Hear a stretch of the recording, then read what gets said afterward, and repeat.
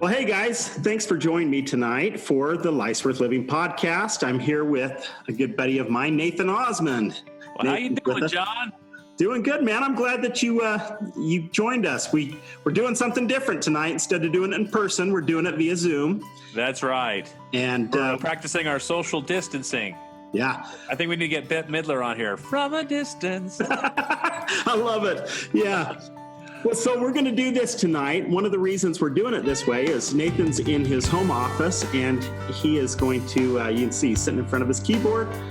He is going to, he's going to play us a little song at the end of this. And so I really appreciate it. But before we get started, I just want to thank everybody for coming back. This is our 6th episode. The numbers keep going up week after week. We appreciate everybody that's watching and listening to this podcast. I was telling Nathan earlier today, we are now being heard in 4 countries, and we started last week or 2 weeks ago, maybe, charting on Apple. So that was kind of cool. Nice. That's really good. So we got 5 of you watching. No, I'm teasing. So you know what? You have so many great guests that come on here, and I've been listening to you guys. The conversations that you have with people are just breathtaking. Like the amount of trials that people go through that you have no clue what they're going through, and for them to be as brave as they are to come out and talk about it on your show is just incredible. So I want to thank you for the light that you are in this world here, John, and the hope that you bring to so many people. Hey, well, I appreciate you, and I've been looking forward to this because sometimes in the work that we do, we end up with a lot of sad stuff. And for anybody that doesn't know Nathan, this guy has got energy. He's got energy. He's always happy. And we could sit and just kick back and talk for hours probably. So, oh, I appreciate that. You know what? I'm real too. And I know that people that are out there, sometimes when they hear people that are really positive all the time, it drives them nuts. Especially if they're struggling with depression or anxiety, to hear people that are really, happy all the time. Some people think it's fake, and I'm sorry if you feel that way, but I have been very blessed with a positive outlook on life, and I haven't struggled much with depression, but I've lived with it because my wife has it, and so I am married to it. It's all throughout my family. The more and more I talk to my cousins, we've gotten on this Marco Polo app, and we've been talking to each other a lot lately and really reconnecting. And I didn't realize, even after, I spoke at your conference, just how many people I'm related to that struggle with depression and anxiety and are on medication. A lot more than we think. Oh, the more we talk about it with people, the more we realize, you know what? I'm not in this by myself. No. There's a lot of people that understand just exactly how I feel. And I love that it's coming more to the forefront, and people are talking more about mental health, about depression, anxiety, panic attacks, all these things that affect so many people that we know. And if you're listening, and you struggle through this is a great place to come every single week and listen to John, because you're going to get a lot out of his podcast. I know I do, and it really helps me to open my eyes and realize that those who are living with others who have depression, there's also, that's pretty difficult. It's a hard thing to do, and we do all we can to love those that sometimes lash out at us, and I have to remind myself sometimes, that's not her, it's the depression, and I just have to and it's hard. Because when things are said that you can't take back, in the heat of depression, and I'm learning. I've never been married before, and I'm just celebrated 17 years with my sweetheart. And nice. Every time we had a child, I knew it was going to be a hard thing, because every time we had a child, she had massive postpartum depression, severe, as the doctor called it, severe postpartum depression, and we have 4 sons. So she went through that 4 separate times, and after every one, they got worse. Wow. So, we have a lot to talk about on this show. And that's nothing we can even pretend to understand.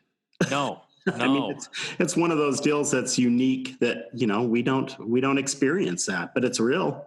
Oh, yeah. And with my work schedule of traveling and performing and speaking, heck, I did 277 live events in 201 cities just last year. Wow. And so add being a single mom on top of having depression. Yeah. Oh, my. Yeah. It's, I have so much respect for my wife, and, you know, being home during this COVID-19 thing has been a good thing and a hard thing, you know, because she sees a whole lot of me now. You know, go to your office. Yes, go to your room. I have been grounded, but it's awesome. She's a great example of one who is able to live with it and not just survive, but thrive. Yeah, you know, she's running her own business now. I'm watching that. Yes, called Let's Stay Home. Talk about the perfect COVID-19 title. Let's Stay Home, Design and Build. And you can follow her on Instagram and on ravevip.com. But the thing is that she has created her own business. She is today she got up early. She went out to this house and she was finishing up a project, doing some built-ins. You know, she's awesome. I bought her a miter saw, a circular saw, all these tools. I mean, she's the Chip Gaines. I'm the Joanna in the family. Oh, she's both Chip and Joanna because she can design too. But yeah, it's just so great to have her find her thing. You know, having a hobby, having a business, having something that gets you out of the house sometimes. Yeah. You know, it's been really good for her and for her mental health. And so I think that's an important thing. If you don't have something all of your own, find something this year. This month, make that your goal. What's your thing? What is something that you get excited about that has nothing to do with taking care of dishes or vacuuming floors or anything else? Homeschooling. I'm doing a lot of that now. Heck, I do more dishes now and laundry today, and so I'm trying to help out, and it's really been nice to see her get excited. She's got, you know, she's promoting her businesses now. She's asking me to film certain things, and you know, and she's teaching me now on social media, which is pretty cool. That's way cool. Yeah. And her name is Sarah. Sarah Osmond. Yeah, with an H. Yep. And so she's awesome. But I did a podcast with her on my podcast called Achieving Awesomeness Now, and she sat right here. I tell you, John, I didn't think that was going to happen because of the depression. And she's not in show business, you know.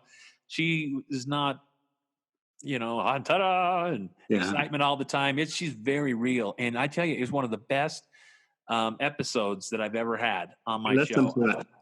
I've got a lot of good reviews from that episode because of how raw and how real and how authentic it was and how relatable Sarah was to so many people, because a lot of people with depression and anxiety tuned in to hear that episode because they've heard about her, but to finally get to meet her was really cool. Yeah, totally. It was a great episode. I was thinking to myself, man, Nathan, you are brave. You're asking some questions you might not want to know the answers to. I know. That's what's so good with podcasting is that we try to keep it real. And, you know, it's our own reality type show, I guess you could call it. But it's really fun to bring on key people. I talked to Dr. Viktor Frankl's grandson the other day. I tell you, Alexander Vesely came on the show, and he talked about finding meaning in suffering. And talk about a message there. You know, he learned this from his grandpa who survived Nazi death camps. Yeah. And if you want to read a great book that helps to bring meaning to your life and help you to realize that life's worth living, go read Dr. Viktor Frankl's book, Man's Search for Meaning. It's incredible. In fact, when I spoke at your conference, you know, we shared a quote at the very end. And what he said is, he says, don't aim at success, for success like happiness cannot be pursued. It must ensue, and can only do so as an unintended side effect to one's dedication to a cause greater than oneself. And that's kind of fancy if you're trying to listen to it fast, but he breaks it down in simple form when he says, if you know your why, you can endure almost any how. And that's so true. We need to find our how. And that's the whole meaning of the book, is finding meaning, even in a concentration camp. And he chose to act, you know, in a way that kept him alive. He kept hope in the future. He saw himself beyond those barbed wire fences and those guard towers. He knew that to climb that would be certain death, so he endured it, and he found meaning in suffering. And it was incredible. Just if you get a chance, go listen to that episode, because it'll really, I think, open your eyes to what we're going through right now, because a lot of people are suffering out there. A lot of people are getting cabin fever. You're bored out of your gourd, and you're like, oh, I want to go outside. And you're worried because people are dying, over 33,000 people so far just in our country. Yeah. It's unbelievable what we're facing. And it's easy for any one of us, if you have depression or not, to become depressed during times like these. I was listening to Dr. Phil today, and just some of the statistics and things that are going up, and the lives that we could lose that have nothing to do with COVID, that have everything to do with mental health. 100%. And poverty, and people worried about their jobs they just lost, and how am I going to pay my rent, and the stress that kills people. But the thing is, there's sobering statistics when it comes to suicide. I know that's what we focus on a lot. And I thought, just to start off, we maybe could start off with some of the real statistics so people are aware of what a big deal this is, that approximately every 40 seconds, someone attempts suicide in America. 40 seconds, and it's going up. Suicide takes the lives of approximately 173 people a year in the United States. That's 4 times as many deaths caused by drunk driving. That's 32% higher than all deaths in traffic accidents. That's crazy. A person dies of suicide every 12.8 minutes in America. And as you and I know, we do a lot of work with our troops. It's reported that on average, 22 veterans a day commit suicide. That's one every 1 hour and 5 minutes. That needs to stop. Oh, it's very devastating. These are our heroes. And how many of them are living on the streets right now? Yeah. Every day, approximately 129 Americans take their own life. Suicide rates are highest in the springtime. Well, look at that. This is so timely that we're talking about this, because, especially springtime and now COVID on top of that. Yeah. Suicide claims more lives than war, murder, and natural disasters combined, as you mentioned earlier, as we were talking. Utah is ranked 5th in the nation for suicides, up from 7th in 2011 and 10th in 2009. So it's getting worse. But you are doing some amazing things. And I want to talk about the good that this man is doing, and his sweetheart. You guys have started such a great foundation. Right. And the numbers, and I want you to talk about that too, John, in Tooele, what you've been able to do for that city alone you deserve a trophy, bro. You deserve. I need to take you to Cheesecake Factory, because you got some good stuff. I'm down. We'll sit in the parking lot in our car. Yeah, we will. 6 feet apart. Utah had 657 suicides last year. That's up 60% from 8 years ago. That's like 2 a day. Yes, and Utah has nearly 16,000 suicide attempts a year. Tell them the sobering statistic of the youngest ones in Utah that have tried and those that have succeeded. This will blow your mind. Yeah. We had talked about that in February, but the youngest suicide we've had in the state of Utah is age 5. Age 5. And that's not the youngest attempt. The youngest attempt was age 4. And, I think I mentioned to Nathan before, the only thing I remember about being age 5 was we lived in Orange County, California, and I got nap time. I was in kindergarten. I got nap time. Yeah. I can't even think back to when I would have had my first bad day. But 5 years old, to think that we've lost a 5-year-old to suicide is the saddest thing ever. Yeah. Oh, so innocent too. It's unbelievable that someone as young as a 5-year-old or even a 4-year-old attempt. No. Where does that even cross their minds? Yeah. They're introduced to so much ugly via social media, and not just social media, but media on television. What used to be pornographic is right in our face every commercial break. And it's unbelievable, just the violence and the video gaming that's out there. And we're not here to be so negative and be downer, but we're just here to say these are real sobering statistics that hopefully will help you to tune in every single week and listen to this podcast, because John and his sweetheart wife they're just doing so many good things to help people, not just in Utah, but around the world. I know that we had Jared Miller, who I met, at your event. He was on my podcast. He talked about, drug abuse and how he was addicted, how he was a homeless, shoeless man walking the streets of Salt Lake City, Utah, and how he contemplated killing himself. That's one of the reasons he was thrown in jail, and he was so raw and so honest about it that now he's out there helping others. Look at the good he's now doing. And I love to see people that can come out of this and help others. Look at my Aunt Marie. She talked about in her book, Behind the Smile. And that's a great book if you're looking for resources for those that are struggling with postpartum depression. She's got a whole thing in the back of her book with resources and doctors and content and contacts even to reach out and get the help that you need. But go read her story. She's talked to my wife before about that. And it's been cool to have the two of them have, heart-to-heart conversations about postpartum depression. We all know people that have struggled with that. We talked about my friend Emily Cook Dykes, who I'm going to actually have her husband come be on my show. I got to introduce you to Eric. He is an incredible man, and they got the Emily effect that they've now kicked into gear. But, maternal mental health is what really got her. And I'm not saying that she committed suicide, because I don't believe that it was, but it was mental health that ended up taking her life. Because Emily was diagnosed and treated and for postpartum depression and anxiety. She was treated for the illness for several months.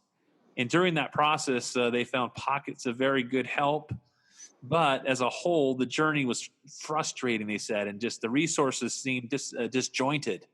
In short, there were many, many times that she felt that they had exhausted every one of those options, and she said, I simply didn't have anywhere else to turn. And so she was misdiagnosed, mistreated, and it ended up taking her life. She was driving back home with her father, and this is just a tragic story. You can see it on some of the YouTube videos, and go to the Emily Effect and check out what they're doing. But, she had one of those panic attacks, and I talked to Eric about this, and he said the way she described panic attacks was as if being in a building that was on fire, you needed to get out, right? It was that kind of a panic, like being 20 feet underwater, but only having 10 feet of air left, right? Trying to get out of there. And while she's driving with her father, she ends up having one of these panic attacks. And so she has to get out. So she reaches over to grab the steering wheel, almost wrecked the car, and freaked her dad out. She says, hold on, I'll pull over, Anyways, long story short, they pull over. Before he can do anything, she hits her seatbelt, jumps out of the car trying to get out. And I think she was just in a daze. But she ends up running out right in front of a diesel. And I got a chance to go to her viewing. And, she was a dear, dear friend of mine. I remember singing with her in choir and even going on Sadie Hawkins' date with her, and just to see how close to home it hit and just how devastating it was for that family, and just amazing. They're an amazing family. What they're doing right now is incredible. And you should definitely get Eric on your show to talk about Emily's story, because no one can tell it better than he who's lived it. But I have so much respect for that family, and we totally miss Emily. None of us realize the effect that we have on others until, something tragic might happen, or, I think none of us realize the impact for good that we're having while we're here. None of us will ever know the good that we did until we get to the other side. Yeah. And then I think it'll be eye-opening. Every one of us means something. David Archuleta, who's a good friend of ours, he's got a great song he did on that movie, Meet the Mormons, and it's called Glorious. I love it. I sang that at your event too, and it's it says it's like a symphony. Just keep listening, and pretty soon you'll start to figure out your part. Everyone plays a piece, and there are melodies in each one of us. He says it's glorious. I'm a piano player, and if I took off one of my fingers, I would be devastated. Yeah. I wouldn't be able to play like I play. It would just be devastation. But imagine losing someone in your family. The harmonies, the music, there's something missing, and every one of us are as important as each one of your fingers. And so it's anyway, where I'm going with this. I just know that if there's somebody that's struggling or contemplating, don't go there. That's why we wrote the song "Don't Go There," which I'm going to sing at the end of this. I recorded it with Linda Davis. I know. I had a crush on Linda Davis. Oh, what a great singer! Her daughter, is the Hillary, the lead singer of Lady Antebellum, and incredible singer.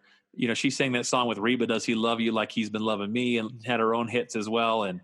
But she co-wrote this song with my producer, and we put it on the album because we did an album designed to help wounded warriors, the Wounded in Action Family Foundation. And this song, I'm so glad that it made the album, and we wrote it just for this album. But I'd like to sing it on here, and I sang it for one of the first times at your event.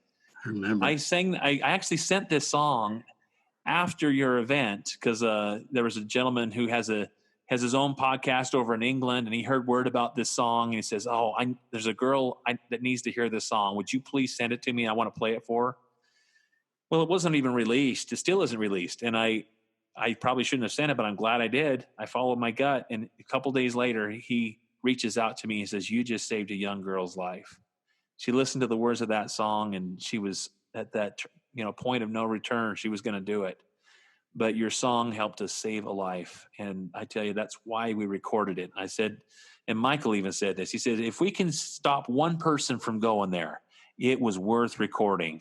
And I know that's how you feel about your podcast here, John. If you can help one person to stick around and not go to that permanent, solution for a temporary problem. Absolutely. That's really what suicide is. It's a permanent, solution for a temporary problem. Well, and I have to tell everybody. So in February, we're putting together this big event up in Farmington at the Hyatt Place. And it was so funny. I'm thinking, who can we bring in to speak? Who can we bring in? And I had names rolling around in my head. And it was so funny because I kept thinking, you need to call Nathan Osmond. And in the back of my mind, I'm going, you don't just call Nathan Osmond. Come on. He's not going to ever answer the phone if I call. And it was go big or go home. So I call, and I remember him answering the phone. "This is Nathan." Yeah. And I explained what we were doing, what the foundation is about. And it was so interesting. It was a prompting that I had to call you. Yeah. But I wasn't sure why. I knew you did the motivational speaking.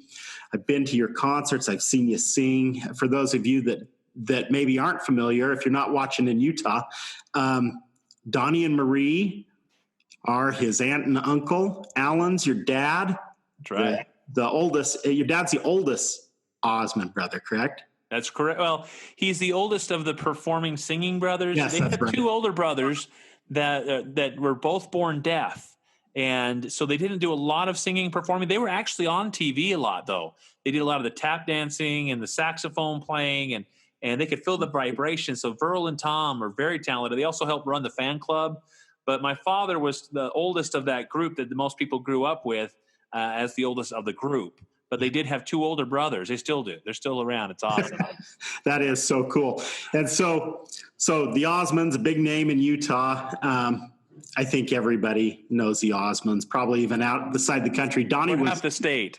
Donnie was big in Japan too, right? No, or was that Jimmy? Jimmy was huge in Japan. In fact, my uncle Jimmy won Male Vocalist of the Year at the age of 5, beating out Tom Jones and Frank Sinatra. How cool is that? Kidding me. That is too cool. Yeah, we even sang in Japanese over there, my brothers and I, in the Tokyo Dome and the Osaka Stadium. I did commercials for the Sumitomo Bank of Japan.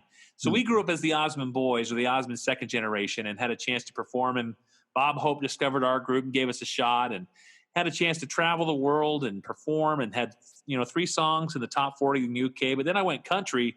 I had the guys from Lone Star produce my album, Dean Sams. And then I went down to Muscle Shoals, Alabama, had Gary Baker, who wrote the song "I Swear," and I'm already there for Lone Star.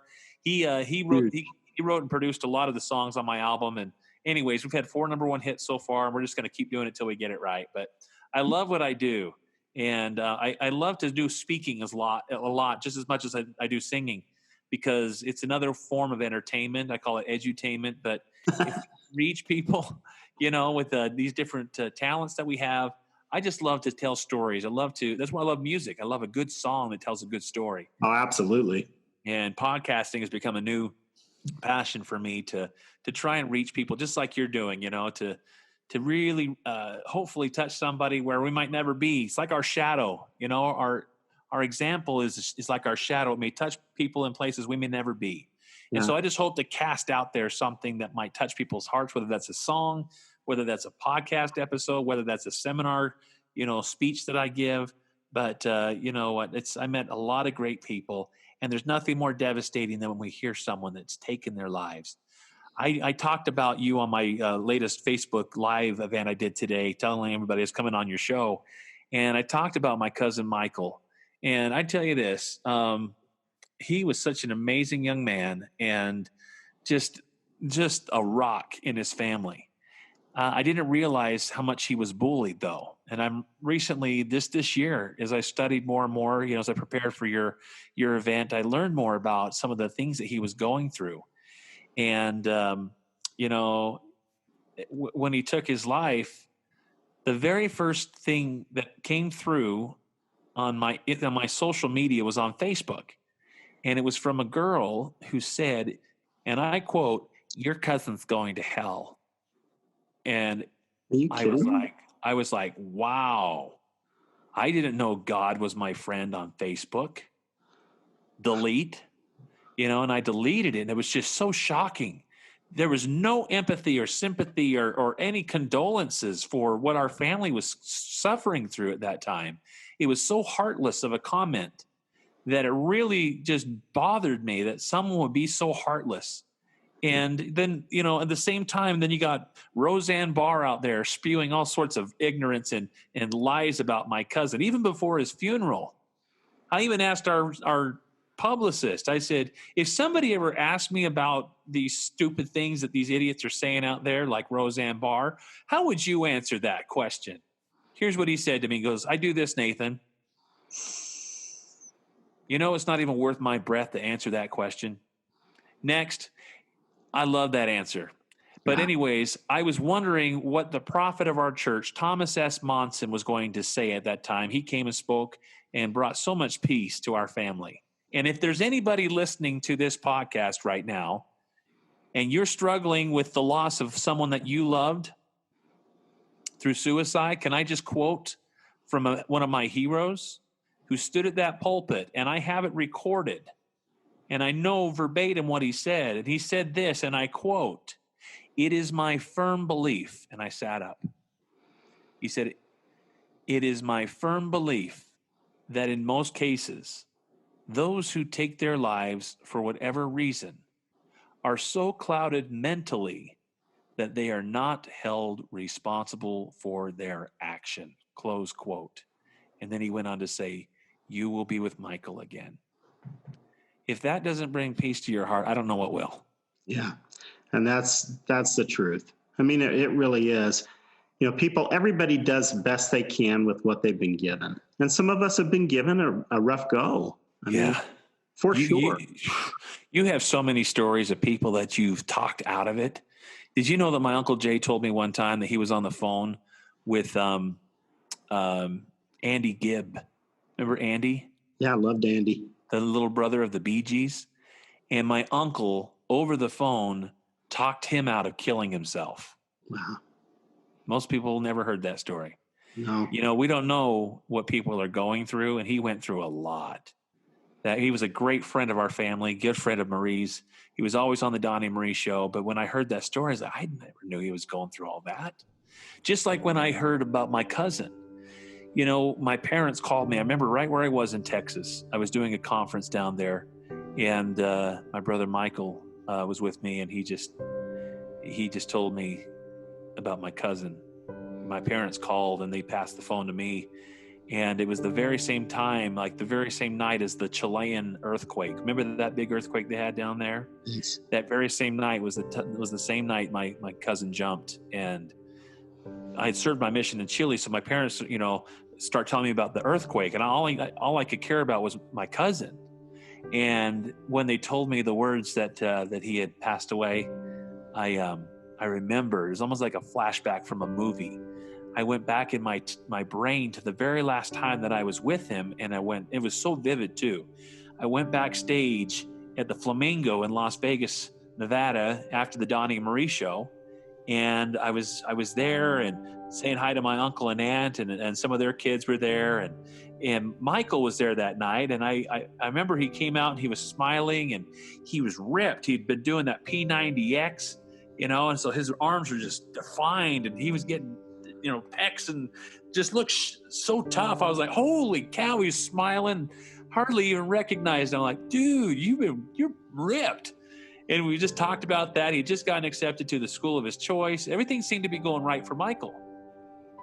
And before he left, I remember the last words I ever said to my cousin Micheal was this: "Hey, love you, cuz."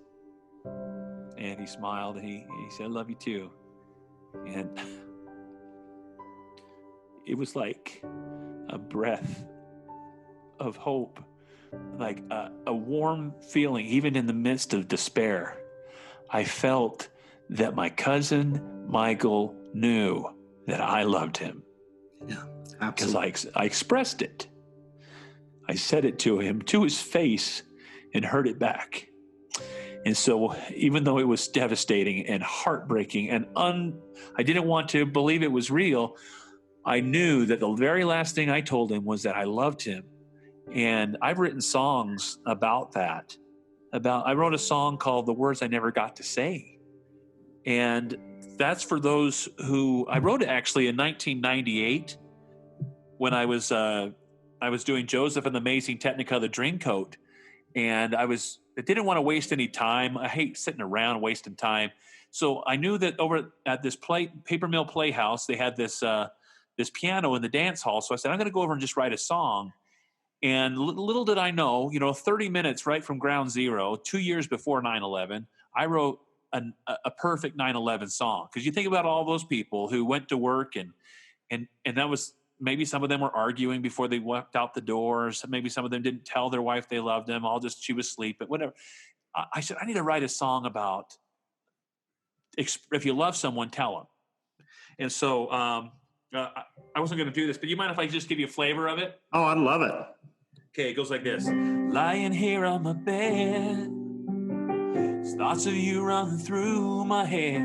I can't believe how they turn things around. I'm needing you now, but you're nowhere to be found. Never thought you would go away. Leave me here to face the pain. I can't go on, I'm not that strong. I took you for granted, and that's the reason I sing this song. If only you were here with me, I'd hold you in my arms and whisper in your ear, I love you, I miss you, I dream of you each night. My angel, forgive me, for you were always right. I will love you forever and never go away. These are the words I never got to say. Anyways, that's the whole meaning of the song. But when the 9/11 happened 2 years later, I said that is the perfect message for 9/11, and it's the perfect message for anybody that perhaps has lost someone and didn't get the chance to tell them that they loved them. So if you love someone, express it. I have this one of my favorite scriptures I always put on my letters is Philippians 1:3, which says, I thank my God upon every remembrance of you. And I always share that in my letters. And I wrote another song with that same message, and it's kind of that whole thing, I was playing this when I was... The volume's cut down a little bit. I don't know if you can tell. Can you hear this? Is that better? It's your voice that I'm not hearing as much. Oh, can you hear me now?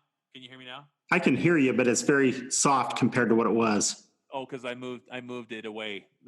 I'm playing the keyboard, so I had to move my mic a little further away. Perfect. Okay. Now I can hear you good. Okay, try this out. Here goes.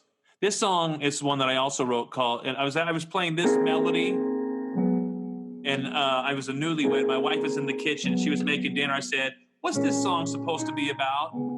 And she says, you know that letter, that scripture that you always put in your letters? Philippians 1:3, I thank my God upon every remembrance of you.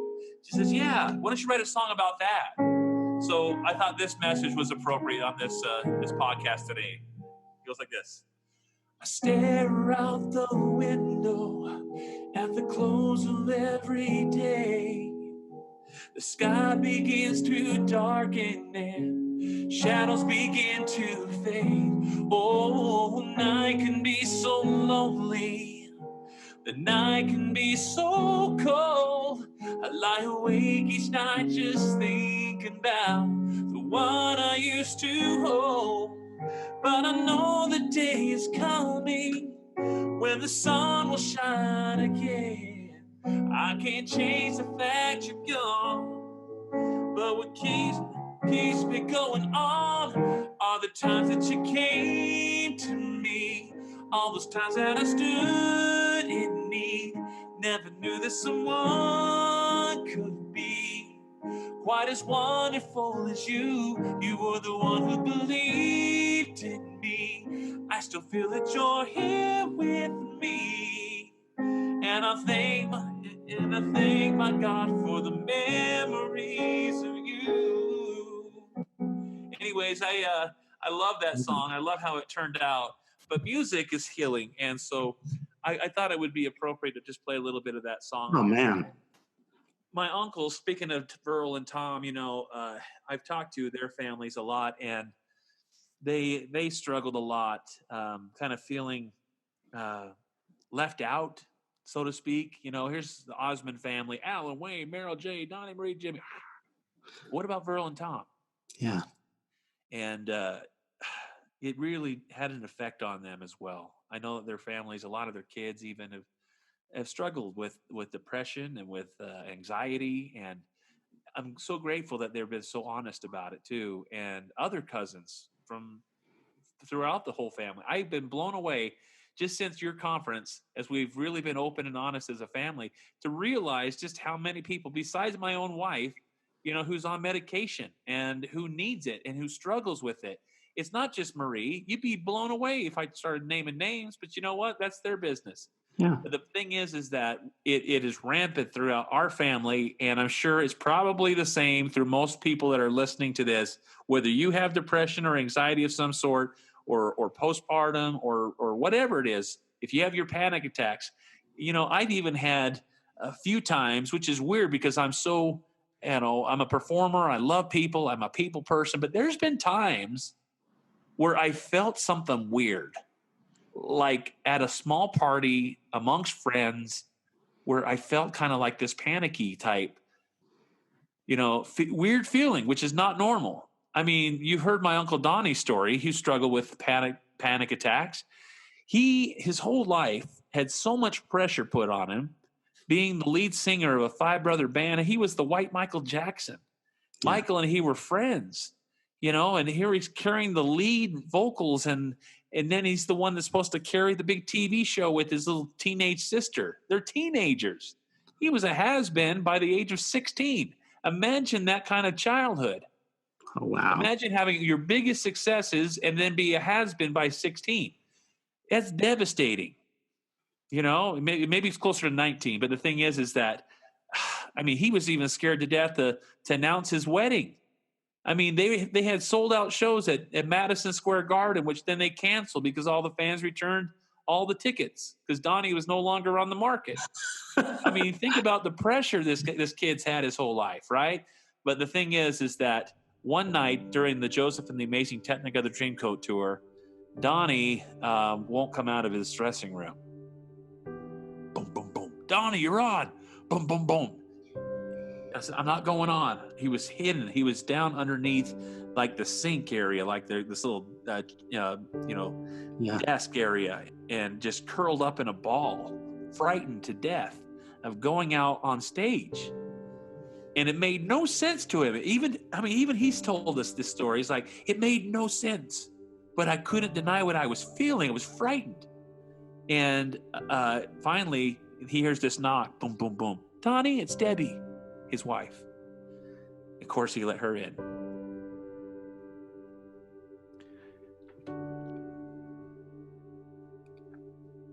she gets down on the floor where he's at and says, "Honey, you okay?"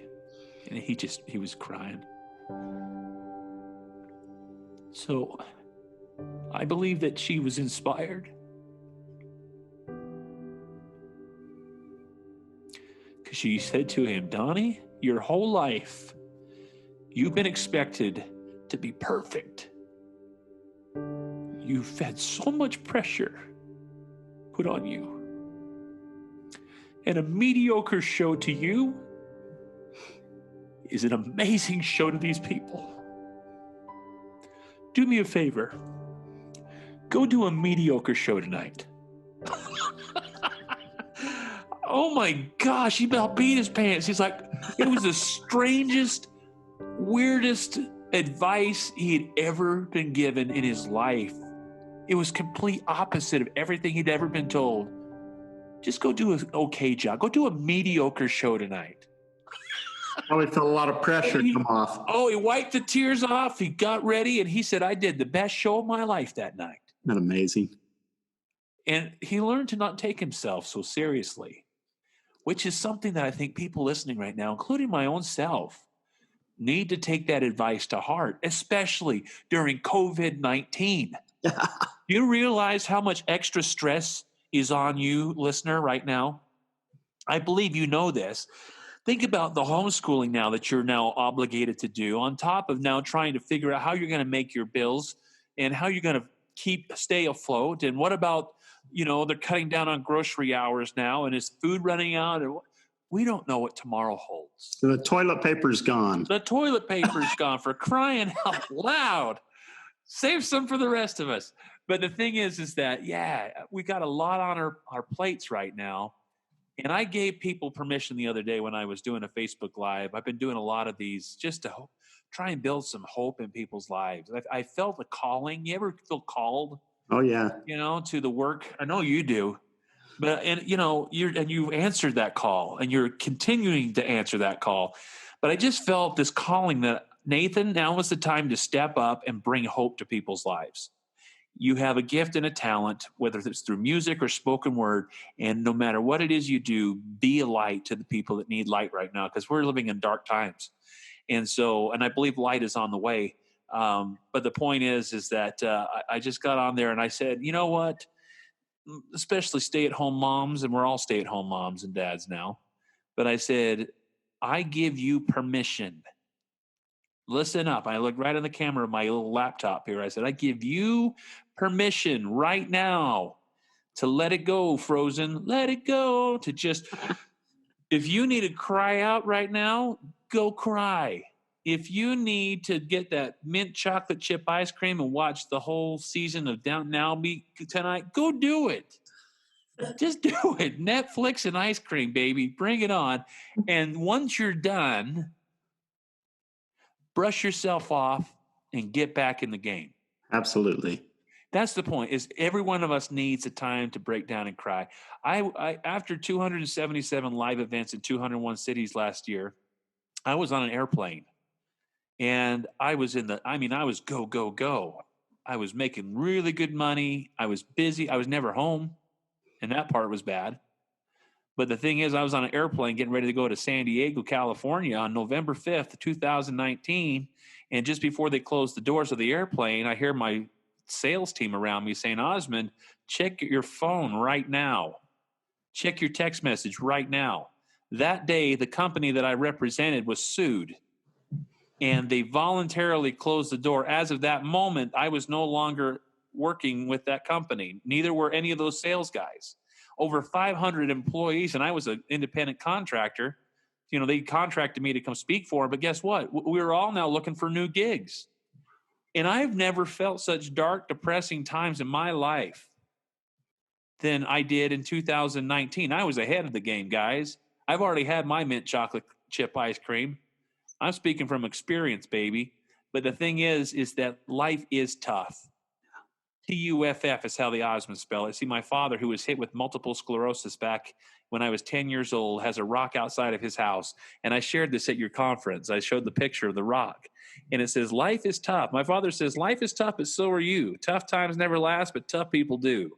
And it's an acronym for our family. The first acronym, the letter in TOUGH, is T, which stands for target. What is your target? What is your goal? See, most people are targetless right now. I mean, the only target they know is when that they, have to social distance at and shop at. And our target is, I'm going to provide for my family. I'm going to find solutions. I'm going to create new opportunities for my family. I had to really pick myself up after this because I was now jobless. I mean, I create my work. I'm an entertainer. I'm a speaker. But I got so used to just having somebody else book me, and speak in behalf of a company that I stopped working and planting seeds. Don't ever do that. What is your target? Because if you're not doing right now what you want to do, then make that your target. Maybe it's paying your house off. Maybe it's just getting out of bed in the morning and making that bed. I challenged people the other day to get out of bed. There's a great book called Make Your Bed by a great Navy SEALs commander, and an incredible guy. And anyways, I challenge people to try something out for 3 weeks, because it usually takes about 3 weeks of doing the same thing over and over again to make it a habit. But whatever your target is, know what it is, and understand it's not going to be easy to get there. You see, the point is, the reason we should have a target is it's like the Cheshire Cat in Alice in Wonderland. It says, if you don't know where you want to go, it doesn't matter which road you take. Remember that? Yep. Just like the scarecrow pointing both ways to Dorothy, right? George Harrison of the Beatles, if you don't know where you're going, any road will take you there, he's saying. And so you got to know what your target is, but U is the second letter of tough, and that's understanding that it's not going to be easy. You know what? Like embracing that whole thing. Life is tough. So what? I actually have people repeat that after me. Repeat after me. It's hard, I tell them. And they go, it's hard. No, I say it like you mean it. It's hard. Okay? And once you come to grips with the fact that life is hard, or life is TUFF, so what? Now you can face it. Now you can get up. I worked with a speaker who, when he was about 19 years of age, he went blind. So to show him some tough love, his buddies of his took him to the mall and left him there and said, find your way home, buddy. That was hard. Wow. That was tough. So he wrote a book called I'm Blind, So What? Go read Kyle Maynard's book, No Excuses. Here's a guy that was born with no arms and no legs, and he's climbed mountains. And not only that, he's also a high school football and wrestling champ. Are you kidding me? No, go read that book. I got a guy named Gabe Adams, who you introduced me to, who's going to be on my podcast coming up this Monday. He was just on mine last week. He's awesome. Talk stud. about a guy that won't take no for an answer. Heck, my initials are N-O. People have been telling me no my whole life. But I'm dyslexic, so when I see no, it means on. Bring it on, baby. I make no my vitamin. But here's the thing. You got to have a target. You got to understand what it's going to take to get you there. But the next letter is where I struggle. And I bet a lot of people listening to this are struggling with F. That's focus. We live in a world where, I swear I'm so ADD, John. My doctor said it's worse. He says, you have ADOLST. And I'm like, what's that? He goes, attention deficit. Oh, look, shiny things. I have to focus on what my target is. I have to stay focused daily. I got me a big whiteboard this year because I'm a visual guy. I need to see what my life looks like. Journaling is a great thing for those that are depressed, to get it out and actually put your feelings on a piece of paper where you can visualize and see what's going on the inside. Absolutely. Because when you can spit it out through a pen or through a typed up letter, and you can read what you're feeling, you can better analyze a little bit what's going on inside, or somebody on the outside can read now and be able to help diagnose what you might be going through. But the point is, get help, and just know this: you got to focus. You got to focus. Tony Robbins said something once. He was talking about driving a race car, and he says, if you ever get in a tailspin in a race, whatever you do, don't you ever look at the wall. You know why? So that's where you're headed. That's what you're gonna hit. He says, if you force yourself to look down where the racetrack goes, the body will naturally pull the car out of the tailspin, and you'll keep going where you want to go. You see, our problems are those little things that we see when we take our eyes off of our target or off of our goal. So you got to stay focused. And of course, the last letter in tough is fight. You have to fight. And we have a ring that we wear. Maybe you can see it here on my hand. It says ETTE, endure to the end. And we get it from the scriptures, and it's a great family slogan. My brother Doug came up with that and drew the logo and trademarked it. Now they sell it, in desert bookstores and other places. But it's become a family slogan, and it's very daunting when you say those words, endure to the end. Yeah. Easy when you got depression, right? Yeah. Endure to the end. Yeah, easy when you're got full of anxiety, like my oldest son, who's really been struggling with it lately, 16 years old, and now he's quarantined. Can't even go see his girlfriend, and he was diagnosed with autism, when he was just 1.5 years old. Wow. And he still deals with, the effects of what was called PDD-NOS, which is no longer on the autism spectrum, but he still struggles with pervasive developmental disorder not otherwise specified, which is a long way of the doctors told us of saying they don't really know. He just thinks differently than the rest of us. He's super talented, but gosh, lately I tell you, John, I've been wanting to call you about it. Because he struggles. He loves this dark humor, and he's a great, great kid. But boy, he struggles. He struggles with his happiness, And well, he's definitely come to the Cheesecake Factory with us. He loves Panda Express. That's where I need to take. I took him there the other day, and it was great to get him out of the house. And sometimes you just need to change your state. Oh yeah. And I don't mean move, but sometimes I mean move, because I told a story about a young gal that had a dream. She was from Florida. Her name was Tara Holland, and she had this dream of becoming Miss America. And in 1994, she entered the contest to win Miss Florida, only to come up first runner up. Oh man, so close, that close, Oh, man, you're so great. What are you going to do next? I'm going for Miss Florida 1995, she said. I didn't come this far to come this far. And so she ran again in 1995, only to come up first runner-up. Oh, Tara, you're so close, right? And all these people started just becoming these toxic dream busters. They started telling her every reason why she should move on, and that was nice. And you got a little, satchel or whatever they call those things, that says that you're first runner-up. That's awesome. Think of all the other girls you beat out. That wasn't what she signed up for. Sometimes you need to move and change your state, and that's what she did. She moved from Florida to get away from those toxic dream busters, and she moved to a state called Kansas. Talk about a change of environment.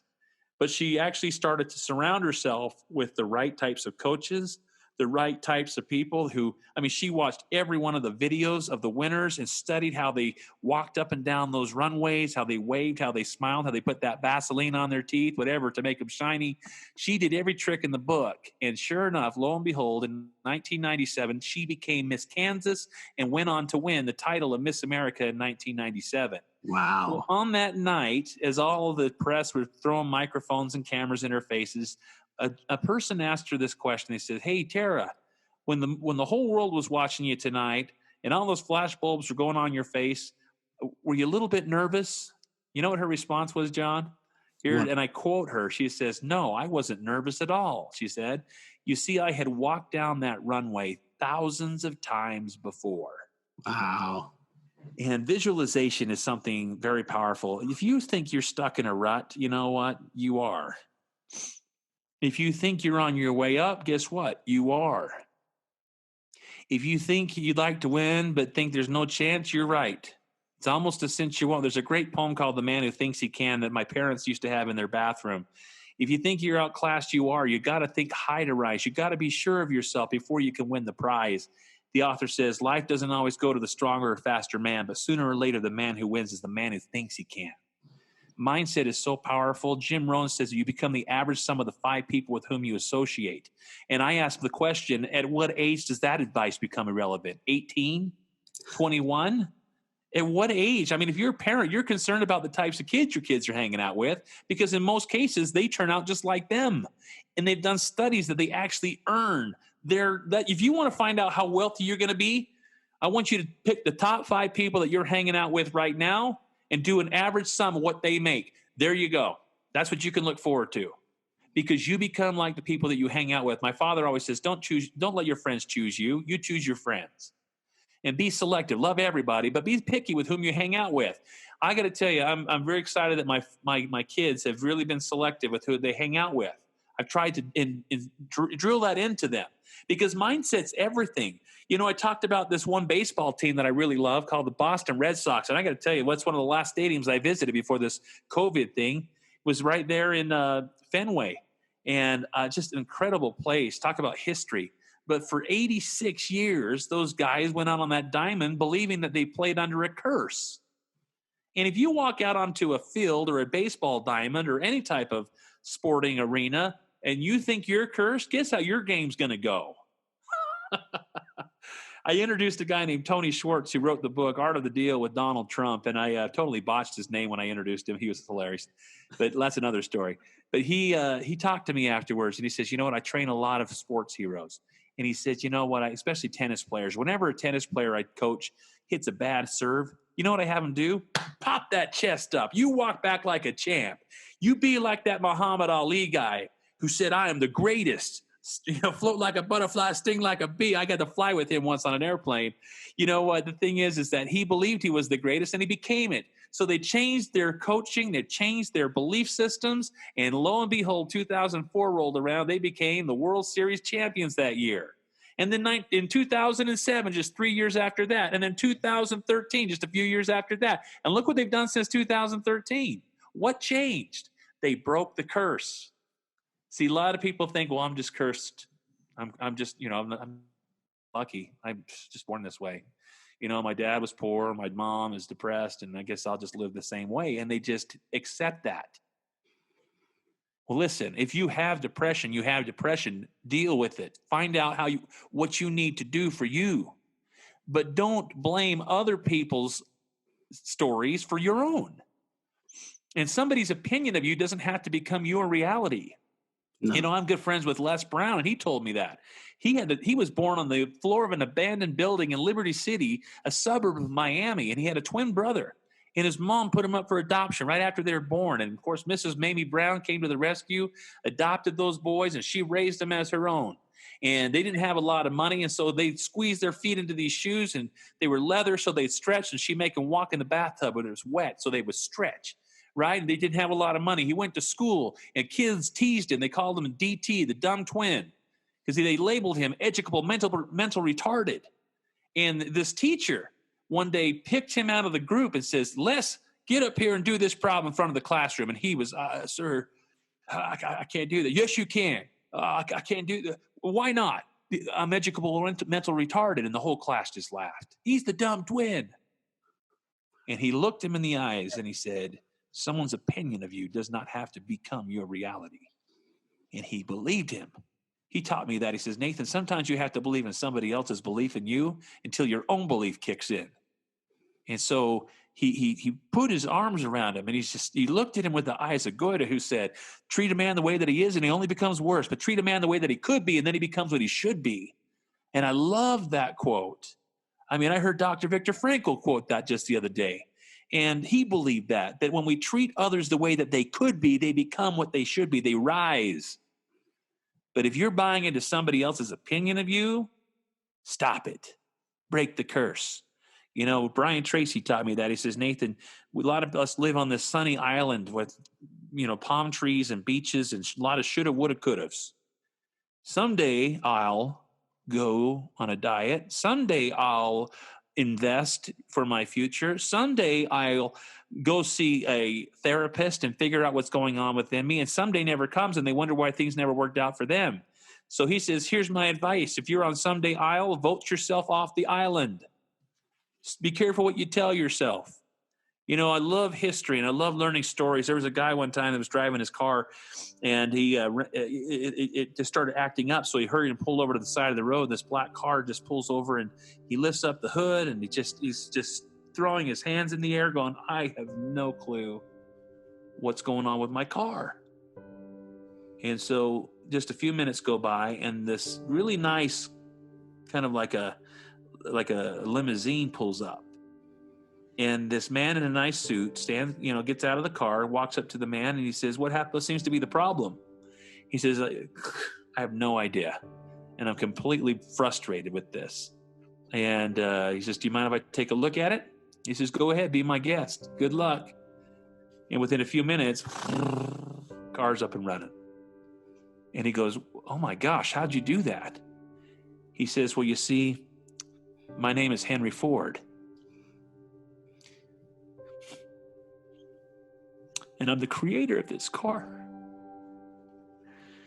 And it does my heart a great disservice to see something that I create sitting off on the side of the road, not doing what it was designed to do." I think God feels that way sometimes. Let's do. When he sees us sitting off on the side of the road, defeated and crying and giving up, not doing what we're designed to do, and that's to thrive, to live, and to be someone. Even if it's not for you. I mean, Dr. Phil was talking the other day about showing up at like a rock star in your life. And this one mom said, good luck. I mean, you know how busy I am right now and with this whole COVID thing and blah, blah, blah. He said, what a better time to show up as a rock star for your kids. They need you. Sometimes that's all people need to get out of their funk, is to feel like they're needed. There is a need to feel needed. And sometimes you need to figure out that. But the key is you got to love yourself. I told you about that story about Charlie Brown. You see, I toured with Joseph and the Amazing Technicolor Dreamcoat for many years. But then right after that tour, I was cast in the lead role of Your Good Man, Charlie Brown, as the lead role. Oh, my gosh. It's probably the size of my head. I got a 24-inch cranium here. But I even won the Big Head and Big Feet Award. I got a size 16 shoe as well. But they cast me as Charlie Brown because I probably look like a cartoon character. And I wanted to be the best Charlie Brown that this nation has ever seen, in Canada as well. And so I prepared for that role, John. I dug my teeth into this. I got acting lessons. I went and bought that yellow shirt with a black zigzag on it. I really started working on developing this character. I went down to Hallmark because I know they always have the Peanuts, in their windows around Christmas time. And I found this great Charlie Brown cutout. In fact, Charles Schultz's granddaughter showed up right after I did, and she says, "I deserve that. My grandpa's Charles Schultz." And the store manager says, "Well, he was here first, and he sold it to me." I put it in my apartment, and I looked at this kid in the eyes every single day, and I'd say, "Good grief." I put the paper bag on my head, and I'd walk around trying to be Charlie Brown. I even, in these acting classes, I actually started working on a certain scene in the show where Lucy has Charlie Brown. It's called The Doctor is in. She tried to be his therapist, right? And she goes, "Charlie Brown, you should just come out and talk about everything that's wrong with you." And he does. And I got to say, this is pretty funny. Here's some of the lyrics of that song, and it goes like this. "I'm not very handsome or clever or lucid. I've always been stupid at spelling and numbers. I've never been much playing football or baseball or stickball or checkers or marbles or ping pong. I'm usually awful at parties and dances. I stand like a stick, or I cough, or I laugh, or I don't bring a present, or I spill the ice cream, or I get so depressed that I stand and I scream. Oh, how could there possibly be one small person as thoroughly, totally, utterly blah as me?" And I got to tell you, man, those casting directors were spot on. They saw a Charlie Brown in me that I didn't know existed, and I became that kid. At that time, I was failing algebra, college algebra. I was struggling with like this cloud in my chest and in my heart. Like I just felt down. I didn't feel like my normal upbeat self. And I just didn't get what was going on within me. And my grandmother talked to me once about the importance of taking time to be still. And you see, she was actually forced to be still when she had her stroke. And she said, sometimes God forces us to be still. So I decided to get still and to think and meditate. I went up to this place in Provo called the Provo Temple where my parents had gotten married. It's a good place to go and kind of meditate and just pray and think and figure things out.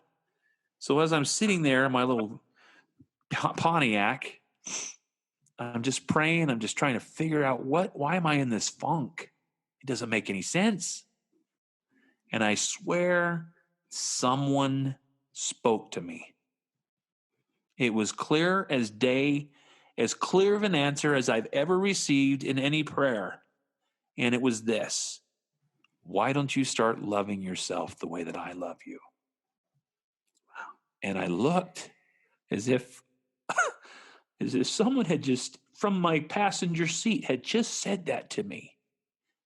Why don't you start loving yourself the way that I love you? And I knew who was speaking to me, and I knew what I had been doing to myself. It all hit me right in the face. I had literally become Charlie Brown.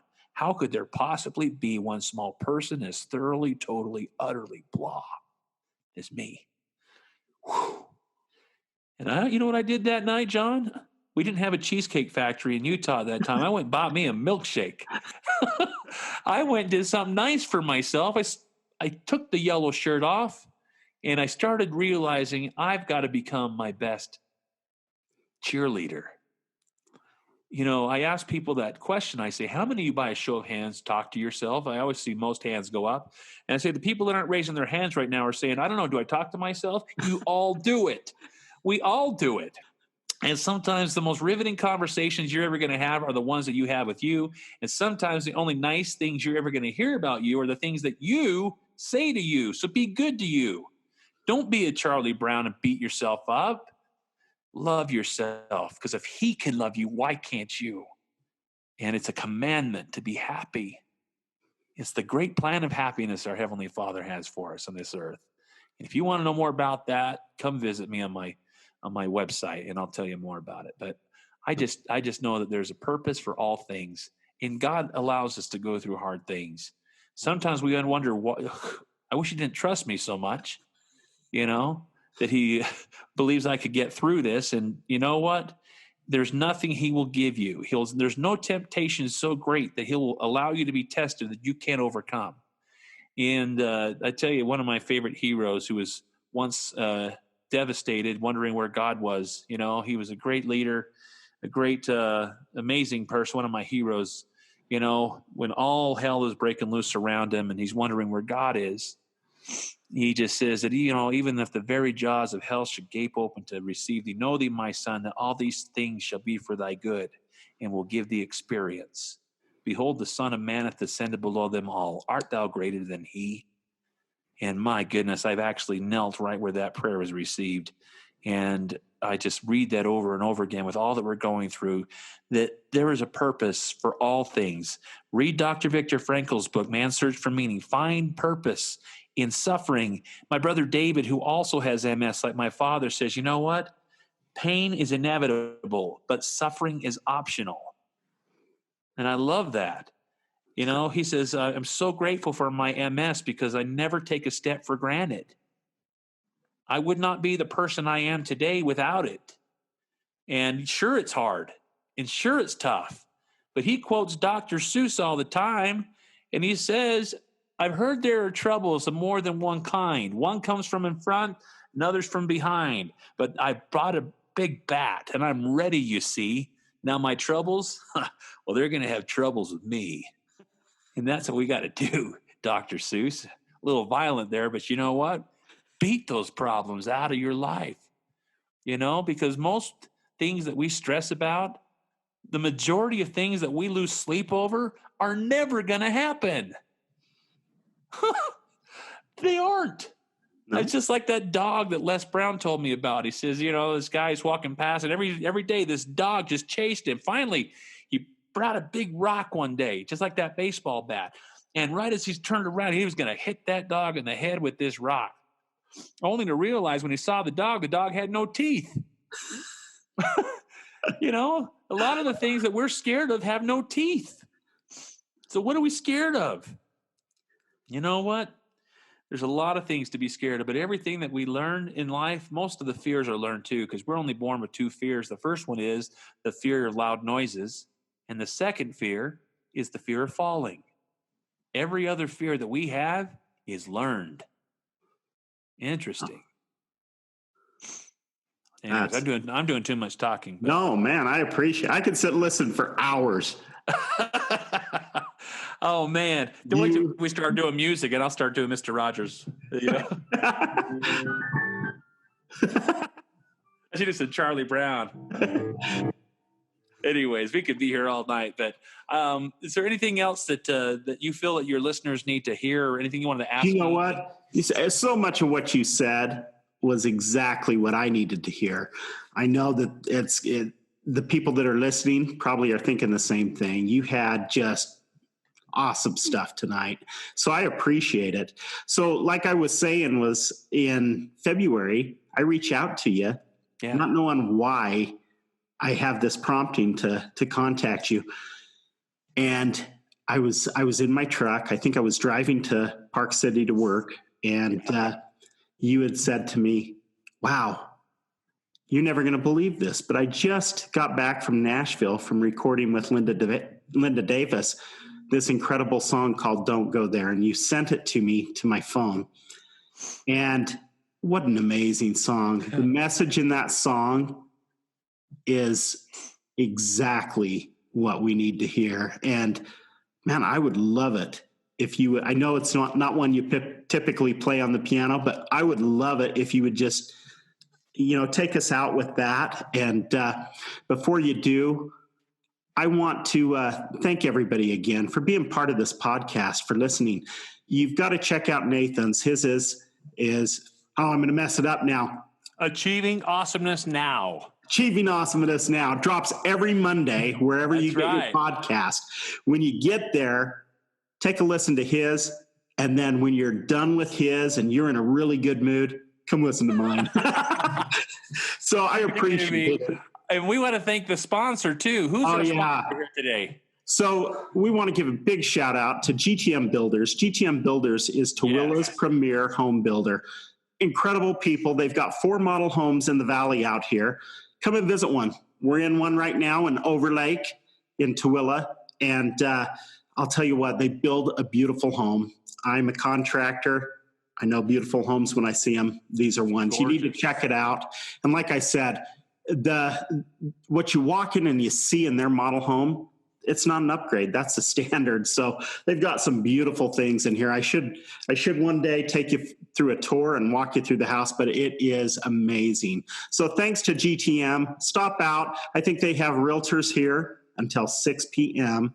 So come out and take a look at one of their model homes. Walk through and see what you think. If you're thinking of a great place to live, come out to Tooele. Tooele County is the 7th fastest growing county in North America, 2nd fastest growing county in Utah. And I'll tell you, it's a great place to live. So, and you're a hero in that town, by the way. The numbers of people who committed suicide were super high in Tooele until John Gossett decided to do something about it. And now they've been brought down from what number to what number? Well, in 2014, when we started, we were 4th in the state of Utah. We have 29 counties, and we've dropped from 4th to 21st. So, what an incredible! I mean, think of the lives that you've helped save. Well, it's not just me, but boy, it's definitely moving in the right direction, and we've got a great community. And you know what? You come out to Tooele, and you just fall in love with it. It's a beautiful place. Wonderful I love people. And I'll tell you what, I can't wait till they let me out of my house again and I can go sit down in a restaurant and go to the movies. But you know what? We're going to get there, guys. And this whole COVID-19 thing, as tough as it seems to be right now, we're going to get through it. And we're going to come out stronger. You know, I think back to my grandparents telling me about the Great Depression and how tough that was on them. It was tough. It was incredibly hard. They went without. And you know what? They came out stronger than they ever were. And we're going to do the same thing. This is something, I believe this is something we're going to tell our grandkids about. You know what? We're going to say, you know, the time that I had to throw elbows to get a roll of toilet paper. But you know what? We're going to come out stronger. Some of the biggest, most productive, and most lucrative businesses came out of depressions. It did. Some of the, necessity is the mother of invention. And so I encourage anybody right now that's struggling and losing faith in the future to write your story. My friend Tommy Schaff the other day, who was on my podcast, he encouraged all of us to write our story and about how 2020 was the year that life started. and really write the story of, because, I mean, look at the Rockefellers during the Great Depression. You know what they said? These truly are great times. There's just few who know about it. You see, hang around smart people and do what they do. Now's the time to skill up. As people are being laid off, look at that as an opportunity for when they start hiring back. But now's the time that you have time to prepare and skill up and get yourself, sharpen that saw like Stephen Covey said as part of his 7 habits of highly effective people. You better be sharpening right now, because they're going to be looking for resumes here pretty soon. And are you going to be ready? You better darn well prep now. You got the time, baby. You see, God works in awesome ways. And I believe that he's opened doors for a lot of us to step up into the better and bigger things than we've ever done in our lives. This is going to be a great year. Let's make it 2020. It's going to be amazing. Now, hasn't it? And before you start this song, I want to let everybody know, if you're listening to this podcast, whatever brought you here, whatever made you find this podcast, man, I'm glad you're here. But if you're struggling, reach out, find somebody you can trust, talk to them, let them know where you're at. Don't be afraid to tell someone that you're struggling, because you know what? People care. And when you do that, if you don't even have somebody that you feel like you can trust and talk to, reach out and call the Lifeline. That number is 1-800-273-8255. Call the Lifeline, talk to somebody, open up, and let someone know where you're at. And listen to the words of this song, because I'll tell you what, truer words have never been written. This song, man, I'll dedicate it to you. I'll have my buddy play it, but I love it. Don't go there. Don't go there. Thanks so much, Nathan. We sure appreciate it. Hey, man, thank you. I appreciate you having me on. Hope you guys love this song. Here it goes. I'm ready.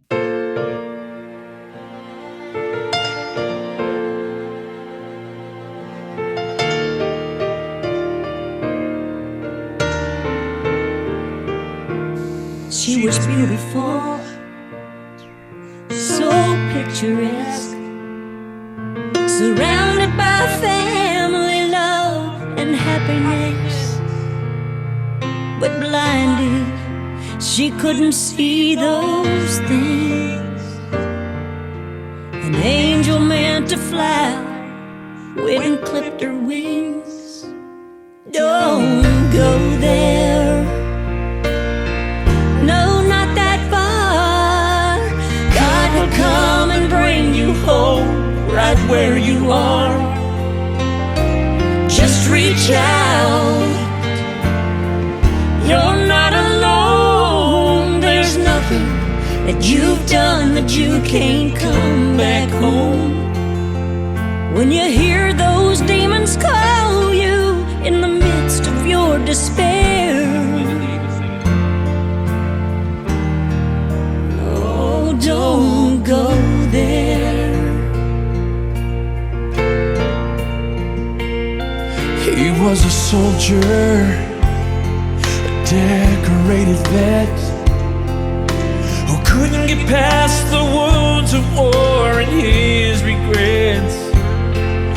He left us here way before his time, and a child left to wonder why Daddy crossed that line.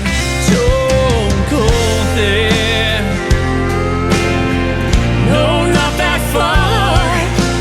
God will come and bring you home right where you are.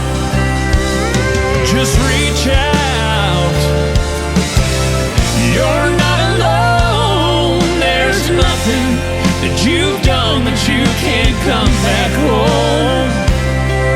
When you hear those demons call you from the midst of your despair, oh, don't go there. Together 50 years, now she's gone. He's lost his love, His will to live and carry on. But someone up above was listening when he prayed. At the point of no return, he heard a sweet voice say, don't go there.